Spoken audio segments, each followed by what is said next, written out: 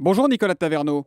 Vous êtes en duplex de Bordeaux où les Girondins jouaient hier soir un match de Ligue Europa. Je précise que l'on se connaît bien puisque je travaille aussi pour M6 dont vous êtes le patron. Mais ce matin, on ne parle pas télé, on parle foot avec votre casquette de propriétaire des Girondins de Bordeaux.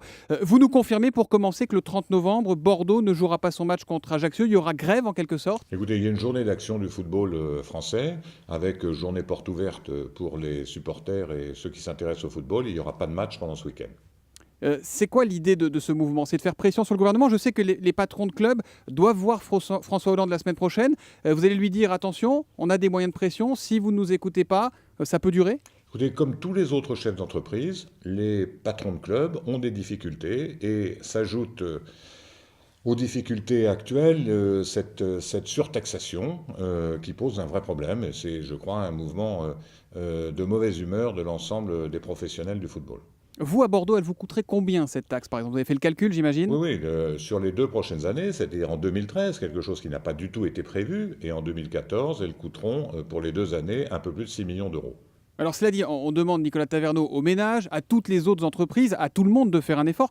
Pourquoi finalement les clubs de foot ne devraient pas être concernés eux aussi par cet effort national? Mais attention, moi j'agis en tant que chef d'entreprise, je ne demande pas du tout à ce que le football soit traité de manière particulière, c'est bien une mesure de portée générale que nous demandons, et c'est peut-être l'occasion d'ailleurs avec le football de se rendre compte que cette taxe à 75% est insupportable, non pas simplement pour les clubs de football, mais pour toutes les entreprises. C'est quoi un club de football? C'est une entreprise de spectacle qui embauche des gens qui doivent avoir une certaine qualité, qui ont un prix de marché. Ce prix de marché, c'est le prix que les clubs sont prêts à payer en Europe. Nous sommes déjà désavantagés pour les charges sociales, nous sommes désavantagés sur les impôts. Si nous voulons recruter des joueurs de qualité, on est obligé de les payer. Certains diront trop, mais si on veut faire du spectacle, on n'a pas le choix. Pourquoi imposer une taxation, une hyper-taxation pour ça? Mais ça concerne également beaucoup d'autres entreprises, et donc c'est l'occasion, c'est d'ailleurs pour ça que moi je m'y implique, c'est l'occasion de montrer, y compris d'ailleurs pour la chaîne M6, l'absurdité d'un système de surtaxation rétroactif, et ensuite qui fragilise les entreprises avec un niveau considérable de taxes. Mais vous savez bien, Nicolas Taverneau, que le gouvernement François Hollande ne reviendra pas sur cette taxe à 75%. C'est un symbole aujourd'hui. Alors vous demandez quoi concrètement? Écoutez, moi je ne sais pas si c'est un symbole, je pense que quand il y a une sottise, on peut toujours revenir dessus, il y a un Parlement, le président de la République est à l'écoute, je pense, des acteurs économiques, et pour tous les acteurs économiques, y compris le football, mais pas simplement le football, cette surtaxation à 75% est un véritable problème. Moi, c'est caricatural dans le football, pourquoi? Parce que ce sont des entreprises de main-d'œuvre, et de main-d'œuvre de gens qui gagnent beaucoup d'argent. Trop peut-être. Oui, mais il y a un marché européen, qu'est-ce que vous voulez? Est-ce que vous voulez qu'on mette, on peut tout à fait mettre des acteurs de seconde zone sur les pelouses de football, et puis il n'y aura plus de match, il n'y aura plus de football professionnel. Bon. Les supporters et le spectacle que nous vendons exigent d'avoir un certain nombre d'acteurs de qualité. D'ailleurs, on nous reproche souvent de ne pas en avoir suffisamment en France. Nous les mettons, pourquoi? En plus de leurs impôts, en plus des impôts qui sont amenés à payer en France, nous serions amenés, nous, clubs, d'avoir une surpression pour conserver ces gens-là. Mais encore une fois, moi, le combat que nous menons n'est pas un combat simplement pour le football, c'est une mesure de portée générale que nous demandons pour l'ensemble des entreprises qui emploient des collaborateurs de haut niveau et qui sont obligés de rémunérer dans un marché hyper concurrentiel.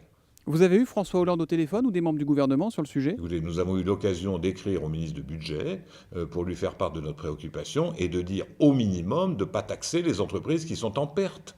Ça nous paraît une absurdité, c'est fragiliser le système. Je rappelle que ce système, pour toutes les entreprises qui sont frappées, qui sont en perte, c'est accroître leurs pertes et donc un risque de grandes difficultés. Et ce que nous avons dit, si les règles doivent changer et si on nous impose des contraintes de cette nature, nous, on sera amenés à se désengager du football.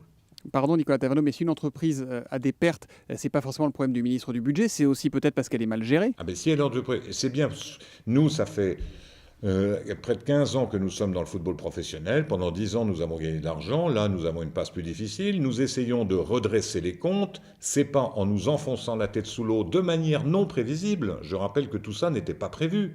Non prévisible qu'on améliorera la situation. Ça n'exonère pas, comme vous le dites, les entreprises et les clubs de football en particulier de faire des efforts de gestion. C'est ce que nous faisons. Et les seuls qui pourront véritablement s'affranchir de cette contrainte, c'est qui? C'est Monaco, qui ne paye pas de taxes et pas d'impôts, et c'est ceux qui ont des ressources hors normes, vous aurez Comme le compris Paris qui, comme Saint-Germain. Paris, et donc les clubs qui, comme nous, avons essayé d'avoir une gestion très professionnelle, très transparente, parfois difficile, on nous enfonce la tête sous l'eau, et ça, c'est pas possible.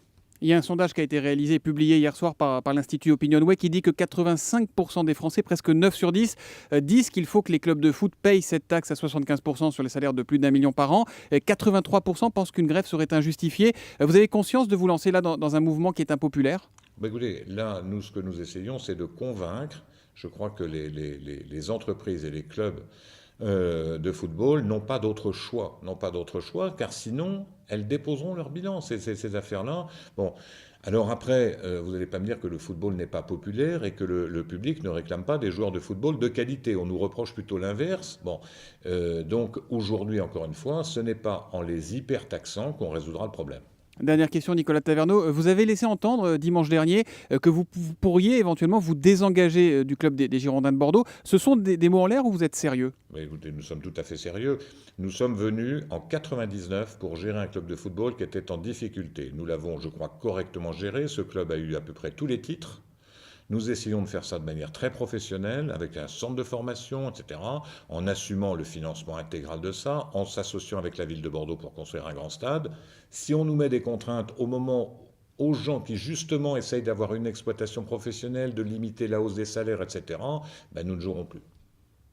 Merci beaucoup Nicolas Taverneau, merci d'être venu réagir ce matin sur Europe 1 à ce week-end sans match. Ce sera le week-end du 30 novembre en Ligue 1 comme en Ligue 2. Bonne journée. Merci.